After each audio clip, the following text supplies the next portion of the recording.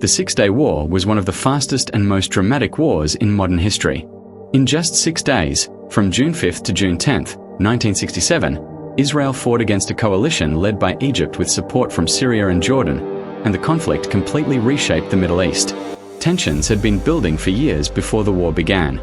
After earlier Arab-Israeli conflicts, Israel's neighboring countries refused to recognize the State of Israel.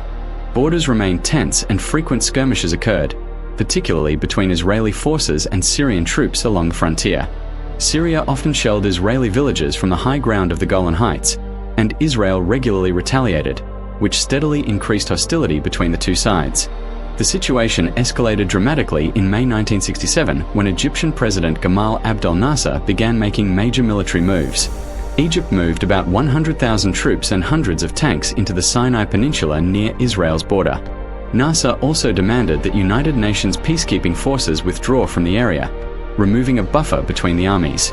Soon afterward, Egypt closed the Straits of Tiran, preventing Israeli ships from entering the Red Sea. Because this passage was a critical shipping route for Israel, the closure was viewed by Israeli leaders as an act of war.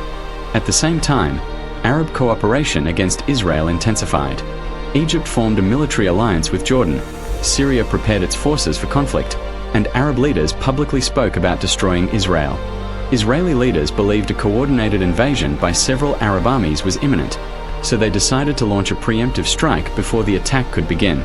On the morning of June 5, 1967, Israel launched a massive surprise air assault known as Operation Focus. Israeli fighter jets flew extremely low over the Mediterranean Sea to avoid radar detection and then suddenly struck Egyptian air bases. Within only a few hours, more than 300 Egyptian aircraft were destroyed, most of them while still on the ground before they could take off. Egypt effectively lost control of the skies in a single morning. Shortly afterward, Israel launched similar attacks against the air forces of Jordan and Syria, destroying many of their aircraft as well. By the end of the first day, Israel had achieved almost complete air superiority over the battlefield. With Egypt's air force crippled, Israeli armored divisions moved quickly into the Sinai Peninsula. Major ground battles took place at Abu Ajila, Rafah, and El Arish. One of the most famous engagements occurred at Abu Ajila, where Israeli forces carried out a complex night assault that combined infantry, tanks, artillery, and paratroopers attacking simultaneously from multiple directions.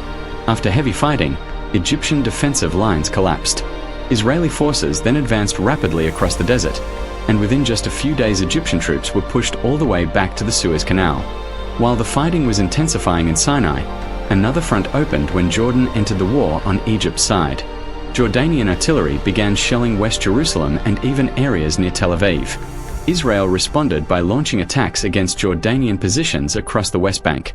Fierce fighting broke out in and around Jerusalem. One of the most emotional moments of the war occurred when Israeli troops entered and captured East Jerusalem, including the Old City. For the first time in nearly 20 years, Israeli forces gained access to the Western Wall, one of the most sacred sites in Judaism. As Israel secured the West Bank and Jerusalem, attention turned to the northern front with Syria. Syrian forces had long occupied the Golan Heights, a high plateau overlooking northern Israel from which they frequently fired artillery at Israeli villages below. The terrain was extremely difficult, consisting of steep hills, heavy fortifications, and minefields. Despite these obstacles, the fighting was intense, but Israeli troops managed to break through the Syrian defenses and capture the Golan Heights, removing the long-standing artillery threat to Israeli communities. By June 10, 1967, the Arab armies were collapsing across multiple fronts. Under strong international pressure, the United Nations arranged a ceasefire that ended the fighting. When the war stopped, Israel had captured vast territories: the Sinai Peninsula and the Gaza Strip from Egypt, the West Bank and East Jerusalem from Jordan, and the Golan Heights from Syria. As a result, Israel's controlled territory roughly tripled in size. The consequences of the Six-Day War were enormous and long-lasting. Millions of Palestinians came under Israeli rule, and the newly captured territories became the center of future political disputes and conflicts that continue to shape the region today. Arab countries experienced a profound political and military shock, and the war set the stage for later confrontations. Like and subscribe for more.